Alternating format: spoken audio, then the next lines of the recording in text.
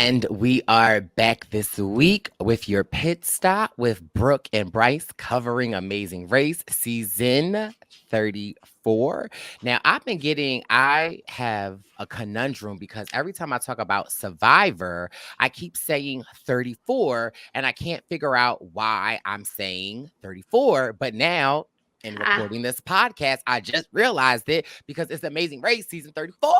The race is in your head. Yes. You're now officially a fan. You revert back to Amazing Race rather than Survivor. I'm just saying, you may become an official Amazing Race fan.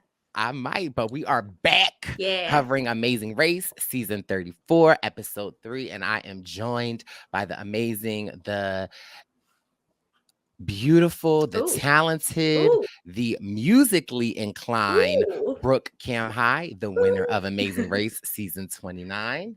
Welcome back to the Purple Pants podcast. Thank you. It's a pleasure to be here as always. I'm very excited to talk about this week's episode of The Amazing Race. It is the first half of a mega leg. So this is how we get around a shortened season with no eliminations. We have a couple of episodes that are spread out over 2 episodes, which is what we have here. So we have the third episode, the third country. So this makes me happy. Yes. And even just a little smidgen of a language barrier this week. Somebody spoke Italian, which makes me happy. Although we'll get there. It was to Glenda and Lumumba, and they got very lost. And I hope they're going to be okay. So I jump ahead. Let's not do that. So, question before we start. Yes. Is it typical to see a mega leg episode 3 this early in a season? So the mega leg is new as of, what was last season? So like 2 seasons ago, I think was the first mega leg ever. It's sort of just like a non-elimination, but it's just 2 legs put together with no elimination between them. So you got 2 detours, 2 roadblocks, 2 cities. And as Lewis said, twice the pain. So I think they're so cute. I've done like a full 180 since episode 1. I like that they're getting a lot of airtime. I like that we saw a couple new teams get a little bit more airtime this week. I'm starting to become a fan of teams I didn't know I even liked because I didn't know they were really there. And so I'm excited. Yes. Do you like the mega leg, since you're very critical of Amazing Race and some of the things that they implement? So I'm always curious to know your take. Do we like the mega legs, or do you feel like just give us a non-elimination? I think I like the mega leg. Okay. Because I do I like it here because one of my favorite teams is in the back. So I like that it gives them the opportunity to have 2 more tasks to get caught up. I would like to think I'm not critical all the time. There's just like a couple little things that I think could be done a little bit differently, and that's fine. But, my opinion, take it with a grain of salt. So I like the mega leg. I like that if you have a detour and a roadblock that maybe you're not so good at in the first half of the leg, then you have a whole nother chance in a whole nother city, maybe doing a whole different kind of task in the second half of the leg. So I'm a fan. You got positive Camhi today. And I think, you do. Okay. So should we jump in? Let's jump into the pit stop. There we go. Okay. So I just said you had positive, Brooke, but and here comes spicy Brooke 2 seconds later. It's the only thing I don't like is this group start. I don't get it. We talked about it last week. If you're going to come in first, you should get to leave first, and so on and so forth. But fine, you have 2 of my favorite teams leaving first, so okay, great. You have Marcus and Michael. You have Glenda and Lumumba. They leave first. Thank goodness for Glenda and Lumumba because they are going to need that time later. Yes. Can I also say something that I saw on Twitter? I saw, now tell me if this is true. This is the first time in Amazing Race history that the all Black teams come in first, second, and third. Well, given the fact that I don't know that we've ever had 3 all Black teams on The Amazing Race, I'm going to say true. I didn't look up the stat, but just doing a quick thinking through in my mind, that's not proper English. Yes, I'm going to go with yes. It sounds like somebody ran that statistic, and given the demographic makeup of previous seasons of The Amazing Race, I'm going to It was say not even true. possible. Right. Right. Yes. I'm going to say true because also not previously possible. I don't think. So yay. And I like that stat. Good stat. So yes, Marcus and Michael, Glenda and Lumumba. Group 2, you have Derek and Claire, you have Lewis and Michelle, you have Linton and Sharik, and you have Abby and Will. And then bringing up the rear, you have Quentin and Maddie, Aubrey and David, Emily and Molly, and Rich and Dom, who I actually started to kind of get into this week. And just as I start getting into them, it goes away. So this is how we start. Okay, so everyone has to drive stick shift cars this time. So I'm excited about this. And we talked last week about the over-under on how many teams would stall out or mess up their car. I believe you said 4. I took the under. I was wrong because it was 5. You had 5 separate teams. You have Glenda and Lumumba. You have Lewis and Michelle, Emily and Molly, Rich and Dom, Quinn and Maddie. Everybody stalls out. Everybody is stalling. Now, this is what I will say. Now, normally, Dom's mantras, I'd be like, sis, it's giving a little too much. However, when Rich was stalling out, I kind of appreciated Dom a little bit. Dom was like, you're getting frustrated. Take the emotion out of it. It's just the thing. You can get over it.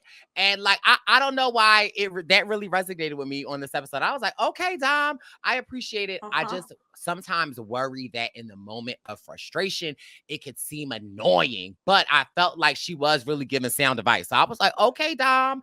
Agree.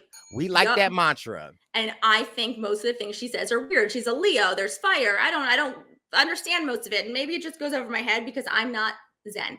But she's talking about objects can be manipulated. Don't and you know what? And it's their anniversary. I'm rooting for them this week. They got a little bit more airtime. Also, Aubrey and David got a little bit more airtime.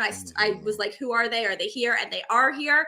And I'm liking them. So, and one of the roadblocks this time was I find that when they're casting a season, you'll always find a roadblock that's sort of made for somebody. Okay. So on my season, we had Becca was a rock climber and we had to go rock climbing. I sang opera. We had to sing in Italian in Venice. I think there's always a roadblock that's sort of made for somebody. And if you can last long enough to get to your roadblock, you're going to do well at it. And this time around, this roadblock was made for David. Is it safe to say, although I love Derek and Claire, is it safe to say we have not come to their roadblock yet? Although Derek did kill it with the bells. He was. Yes, we have not come to Claire's specialty yet. Good way. Now, I'm hoping we get there, and I'm sure there is one. And you know what? I got to give it to her because she's had a rough go at it on these roadblocks, but she is keeping her head. Even when she's getting frustrated, she's not stopping. She's not threatening to quit. She's not really getting down on herself. And this is the other reason, I know we're jumping around, but this is the other reason that I really liked Dom this week. When Derek was getting down on Claire for like not doing great at the roadblock, she's like, look, you need to like support her with your heart. Like send her energy. And send her energy. And they were holding hands. I was like, okay. Like, right. Oh. I feel like, Guru Dom. I liked it. So anyway, sorry, I digress. So everyone starts driving stick shift. The military brothers find where they're going, no problem. Glenda and Lumumba Glenda says, I feel great about driving stick shift. And then, cut to immediately she stalls out, but she laughs it off. Her laugh is so infectious that I could listen to it all day. I just find it she makes me laugh. And when somebody laughs that makes me laugh, I just like that. She lightened my spirits. Love that. Derek doesn't have a problem. Lewis and Michelle almost get hit by a bus, and she gets out and pushes the car. Like, God love them. Okay, now I was like, Lewis.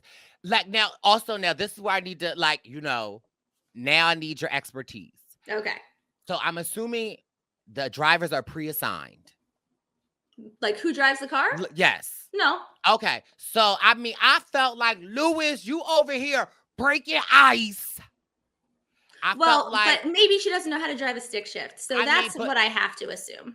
Lewis left it in neutral, but I was like, okay, Michelle. Michelle said, listen, I'm going to push. I was dying when they pushed the car. I was like, oh my God. But she was bubbly and happy and pushing the car and they moved on. But no, he could have gotten out and pushed it. They don't have to. They could switch. It's not predetermined. If the car was ice, Lewis would have had it. Okay, we know that. That's true. Or stomping the ground. If you Or had to stomp something, stomping. yeah. If this was a brute force thing, but she did a great job. They got on their way, and they didn't have an issue after that. I assume Will and Abby didn't have it. They haven't shown them. I don't know where they are. They're here and there sometimes. And then Lyndon and Sharik. Sharik thinks Lyndon has too much energy. I don't see that, but she thinks her dad's a little extra. And I just think they're still so cute. I worry a little for next week. We'll see what happens, but I think they're very, very cute. Emily and Molly, who have a standout episode, cannot drive stick shift. They've stalled. I stopped writing it down after to put little hash marks after the sixth one. I was like, forget it. They're not getting anywhere. Most of the third group struggles with their stick shift. And then everyone gets to the first thing, which is this detour. Almost everyone. Almost. Glenda and Lamumba are somewhere out there stopping to get directions. You have to drive to the detour site no matter which detour you do. Glenda and Lamumba don't see that and decide to run around Bologna, Italy. Good for them. Okay. And then I was cracking up at Glenda though, because Lumumba was like, let's ask for direction. And Glenda like, what we asking for direction for if you said you know where you going? If you know where you going, I'm putting my trust in you. That's fair. And then they ask for directions and you see it on his face and they bleep out. He goes, shit. And they bleep it out. You can see he goes, oh no, we had to drive. And they're just like the wind comes out of their sails. But they keep going. They break rule number 1, which you know, and I know, and say it with me, which is read your clue. Yeah. So they finally do. They decide to get in their car and everyone heads to the detours. I'm surprised actually by the breakdown of who did this detour, like how many people did which side of the detour. It wouldn't even been a question. I'm delivering cheese. Well, I was a biology minor in college, so I'm doing the other one probably. Yeah. I mean, I think. I feel like anytime I see on Amazing Race, and I only got a couple Amazing Race under my belt, but anytime I see like class, I'm taking the physical route. Like I'm not. I'm taking the mental route. But if it's me and you, and you're like, I want to do the physical, cool, because I have the strength of a wet noodle, but you don't. So that's cool. So I would be okay with that. So anyway, your options are head of the class, which you have to go listen to a lecture from a gentleman speaking English with a very heavy Italian accent about muscles and bones and organs. And then you have to take a quiz, a 90-second quiz, which is where I think the problem was, and get, it was like 15 or something. Right. Yeah. And then they had like 20 extra. That would have threw me off from the get-go. I'm like, stop playing. But yeah. I liked it. And then the other option was big cheese, where you had to carry this 88-pound wheel of cheese. Oh, there you go. The 88-pound wheel of cheese around the city to 2 places, get the wheel sliced. First of all, this cheese looked delicious. I don't know how nobody took a little teeny taste for themselves. One of my favorite things in the world is called cacio e pepe, like the pasta that they actually cook in this, where they mix in this wheel. It's so good. Oh my God. I would have been like, oh, just going to take a little taste of this freshest cheese ever. And there's your head of the class, where everyone's staring at this. I was going to say cadaver. It's not a dead person. It's just like a plastic thing. Right, exactly. For this test that they have to take. So Marcus and Michael start the day in the lead and they end the day in the lead. They are nailing it. Derek at one point makes a comment when they get to the roadblock that says, if you're seeing Marcus and Michael, you know you're in the front of the pack. So they're a threat. I don't know if U-turns will exist this season, but if they do, Marcus and Michael maybe should be worried about that. So they do the big cheese. They have no problem. They're in and out. Lewis and Michelle do the big cheese. They have no problem. They're in and out. Derek and Claire, big cheese. No problem. Little problem. Wrong they go street, 1 block over. Even with that, these are teams 1, 2, and 3 at the end of the detour. So maybe it wasn't the most balanced detour, because everybody else tries to do the head of the class, where they're determining the body parts and so on and so forth. And with the exception, 2 people. You have Emily and Molly and Quentin and Maddie. Maddie took an anatomy class in college. I don't know how long ago college was, but she remembers it very well because they both get it on their first try, and their teams 4 and 5. Everybody else really struggle. like really, really struggled. Yeah, I was my heart was going out to Linton and Sharik, okay, because they was just going in, going in. Now, my next question in this episode is would they tell you the answers that you got right? No. No. Okay. So but they showed us the viewers because I was like, child, when I would have been moving stuff around. But also I think it was like I guess when it was Lumumba and Glenda whenever they got there, I was cracking up where I guess the guy was saying like elbow, but Oh, I mean humorous. It was humor. humorous, Yeah. yes. But he was saying it like humorous. Humorless. He's like, it starts with an E, where It there's starts nothing with an here that E. starts with an With E. an So E. yeah, the accent was probably something people needed to get over. I thought it was very cute. The last two teams, Rich and Dom and Glenda and Lumumba, where the judge was like, "This is for that team," and Rich and Dom were still like, "Okay, all right, good for you." And he's like, "And this one's for you." And then they all went ape shit crazy and very proud of themselves. So I was just surprised that more people didn't do the physical task, but everyone got their way through it eventually, and then everybody made their way to the Ducati factory. This I think is so cool. That yeah, I loved this part of it, and I definitely, if like you and I were a team, I definitely would take the break Go for it. because like was this Lewis who said that they be putting IKEA stuff together? Oh my God. It was Emily. Emily. I was Emily nailed this. Oh, she was fantastic because she's a single mom. She puts together toys, she builds Legos, and apparently, if you can build IKEA furniture, you can put together a Ducati Panigale V4 motorcycle. Like, yes. okay, who knew?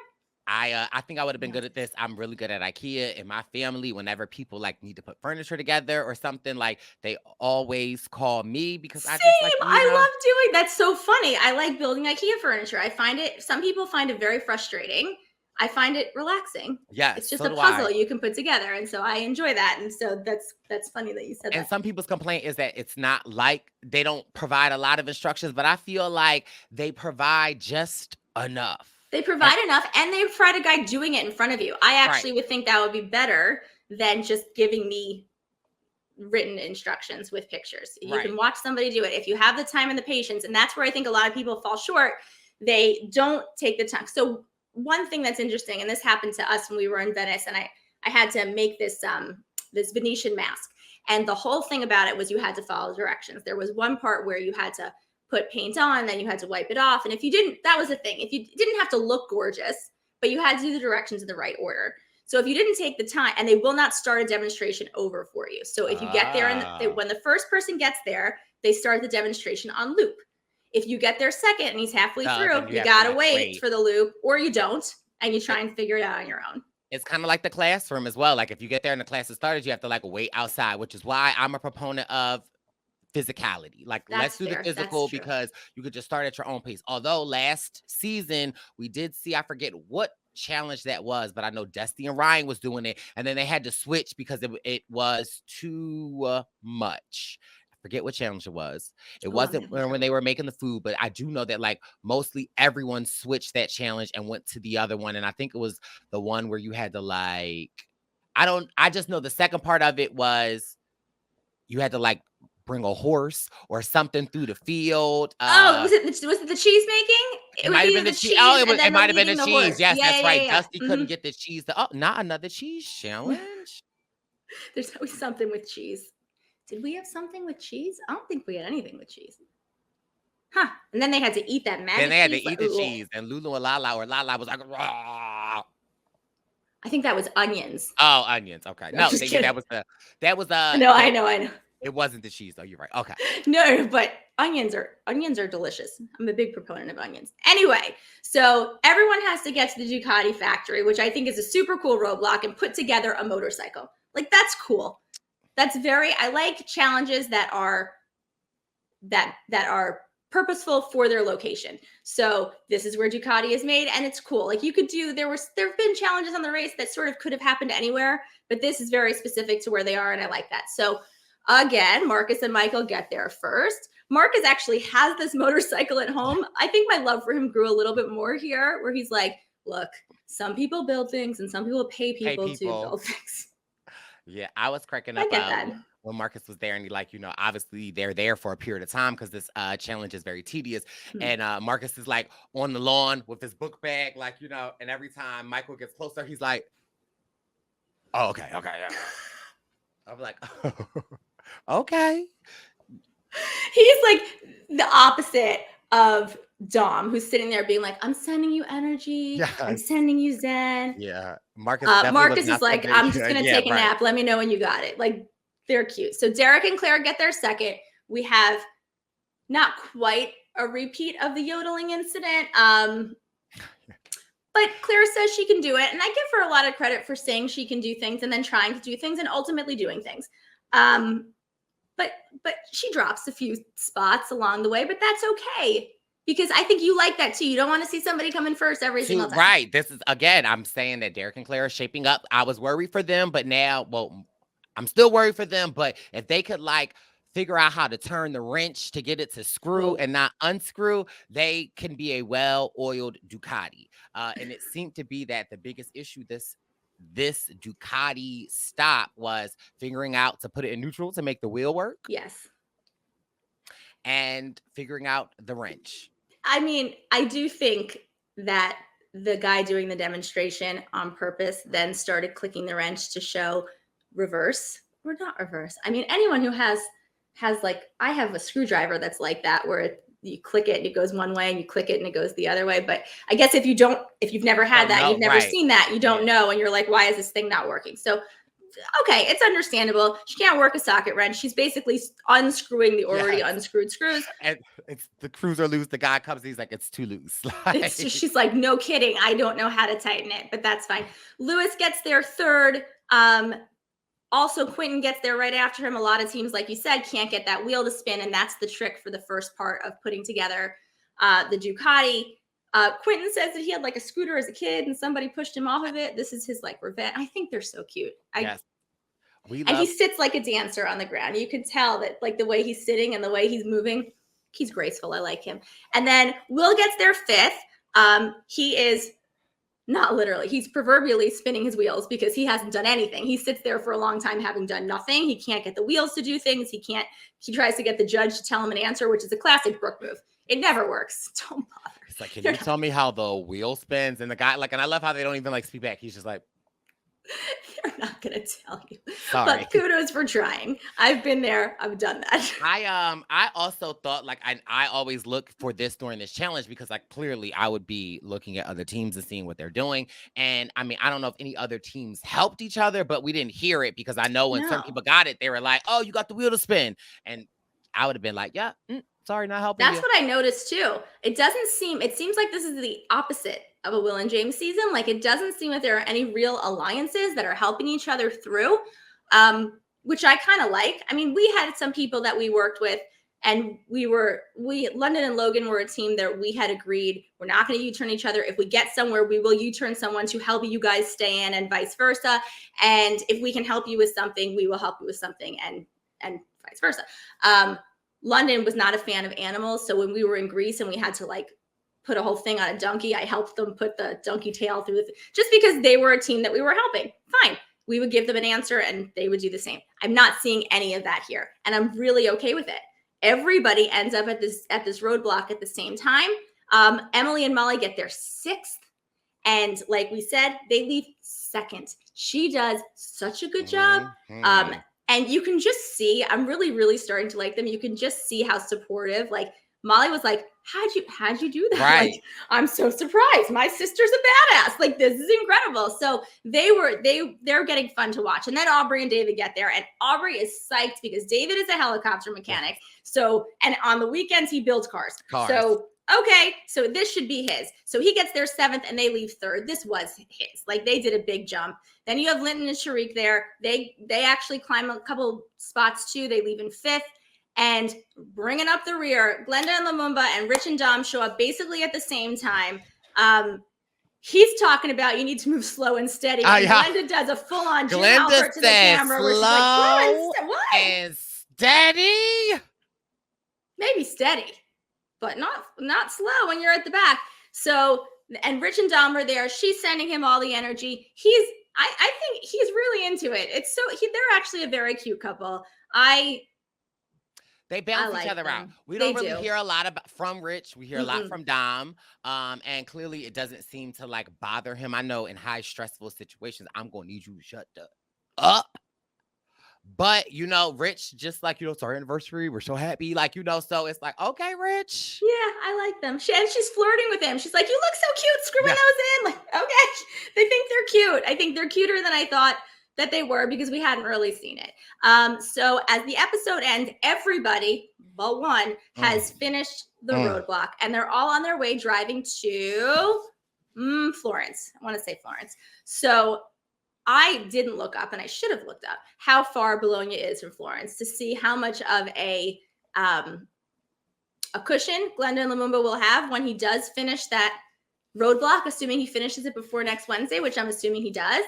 And all the teams are driving off as he's still working on his motorcycle. So thank goodness for a mega leg, because otherwise one of our favorites would be gone right It now. is an hour and 27 minutes driving. Look at you. Thank you for that. I meant to check and I didn't. So they have an hour and a half. So even if he's, 10, 15 minutes behind, as long as Glenda is a speed demon, and I kind of feel like she Oh, will I be. think She's so. not slow and steady. She's much more, let's catch up. I think that they're going to come back and it will be a much closer or a very close second half of the mega leg. Just makes me nervous because I feel like a lot of the times in the mega legs, it is hard to catch up when you're this far behind.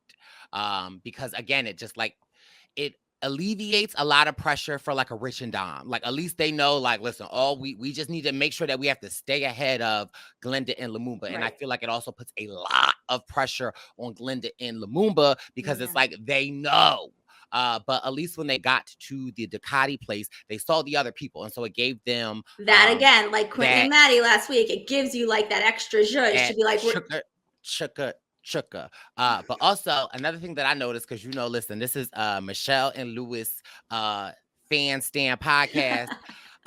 It's Lewis's energy for me. When they turned into cheese, not Lewis jumping in the air, doing the thing with the feet like, "Woo, let's go, baby!" And then when they're leaving the motorcycle, like I'm just here for Lewis's energy, and I'm here for Michelle cheering him on. So listen, y'all know me, I just love my Michelle and Lewis, and shout out to them because they part of the posse. They listen to the podcast. I like that when they did the cheese, she's like, "How do you say woo in Italian?" Yes. And they were like, "Oh, woo." I mean, okay. She's like, "Okay, Okay. whatever." They're just happy to be there. I think they're great. The other thing that I'm noticing is I think this might be Emily and Molly's race to win, because I am noticing that at every task, it's something that they I think it was Molly. She's like, "I was in the medical field for 10 years. No problem doing this." And then next week in the previews, there's some sculpture task in Florence. And I'm not sure who's doing it, but she goes, "I was a sculpting major in college." Like, you know how I said that there's a task for everybody? There seem to be a lot of tasks for them. But what I also like about them is that they still struggle. It's not like they're just breezing through. They struggle, but I like the fact that they don't know each other and they don't necessarily know how to like comfort or soothe. So sometimes it's like a little bit of like awkward silence. And it's almost like, through those troublesome times, they're able to grow and learn together. So yes, they definitely have the right type of steam in my opinion of like a winner. Like you're not finishing first, but you're not finishing last, and you're only improving. I agree. And I think they'll continue to improve. I think. Who knows? They may fall apart next week. I don't know. Speaking of next week, Sharik apparently wants to go home. Dom has a panic attack about sculpting, and we don't see anything about Glenda and Lumumba. So hopefully they get out of the Ducati factory and make it to Florence. So we'll see. Oh no, don't listen. No, I'll be upset. But I think too. This is again one of the first out of the 3 seasons of Amazing Race that I have watched consecutively. This might be my first one where I don't have any issue. Like I'm like might be rooting for all of the couples. I think maybe who is the like wedding ring money? Is that Abby and Will? Yeah. They're the only couple that like I just don't have enough like oomph on. I just don't think we know them well enough yet. I think Abby and Will and David and Aubrey are the 2 that maybe they just haven't shown us as much about yet. So maybe we'll get a little bit more about them this week. I will say that given the lead changes that keep happening and that there are so many of them, I don't want to really be worried for Glenda and Lumumba this week because they have a whole nother leg to go. Right. So it's not a half a leg. There's still a full detour, a full roadblock, a full drive to a new city where people can, like, she wasn't having driving problems, but other people were. So we'll see what happens, but I don't think all hope is lost. I hope all hope's lost. Listen, we still rooting for the newlyweds, so we will have to see. Miss Brooke Camhi, we always appreciate you breaking down Amazing Race Season 3 for us. Before we go, where can the people follow the winner of Amazing Race Season 29 if they want to keep up with the Cam? Hi. So just the Facebook is just me, and then Twitter, Instagram is the real B Camhi, and it's spelled like you see it on the screen. Yes, okay. The real B Camhi, okay, because it's a fake B Camhi out there too. So there listen. she's out there.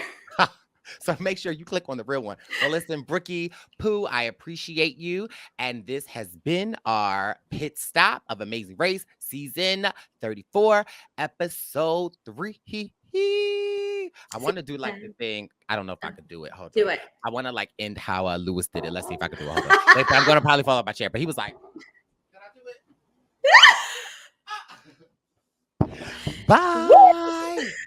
It's the Purple Pants. It's the Purple Pants. It's the Purple Pants podcast. You better get your headphones and listen up quick. Ooh. It's the Purple Pants podcast. You better listen in public, might make your stomach hurt. Ooh.